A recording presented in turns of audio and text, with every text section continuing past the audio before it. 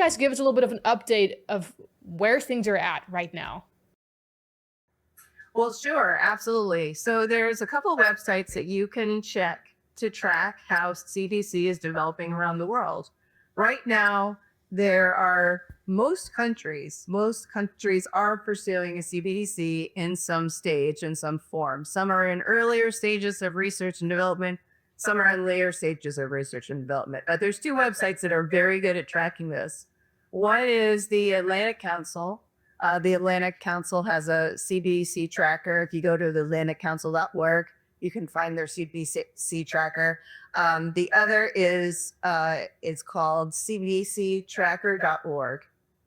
So those are two different websites, and both have similar maps as to what countries are pursuing it and what stages they're pursuing it. The countries that are pursuing a CBDC represent about 98% of global GDP. So this is Wow. truly a worldwide Mhm. global thing. And it's all being pushed by the Bank of International Settlements, which is the central bank above all the other central banks. Using Bitcoin. So how does Bitcoin come into play? Because it's skyrocketing as people see this is the next ticket. This is what we need to invest in. It's worth a lot because we say it is. But how does that pit against the other? Because there's still a lot of Bitcoin out there. I mean, I don't think it's been fully generated. There's still some that can either be generated or halved, and people still have that as an asset. So how do you control that? Well, they are working to control that, and I'll explain how.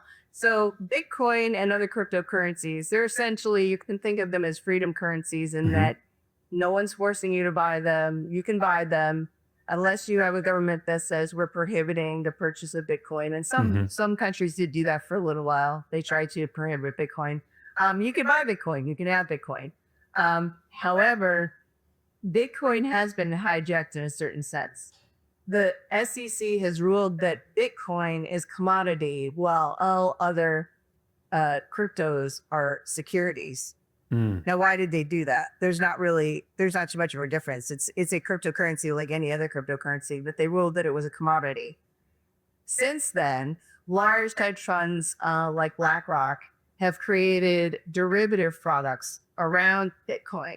Mhm. There'll be Bitcoin ETFs, there's Bitcoin futures, there's Mhm. options. Mhm. And in this way, they're going to, is they don't already have the control, the ability to control the price of Bitcoin, they will be able to control the price of Bitcoin because it's the same thing with silver and gold. Mhm. Silver and gold should have a much higher value than they actually have, but they're being controlled through the paper products around them, this Mhm. derivative products around that, PTS, futures, Yeah. and all that, options, all that sort of thing. So there's gold enthusiasts who say that gold and silver should be much higher in value. The same thing I think I see them doing to Bitcoin, trying to co-opt Bitcoin with these derivatives like the futures, Mhm. ETFs, options, and that sort of thing to keep the price down or to control the price in any way they want to. Yeah.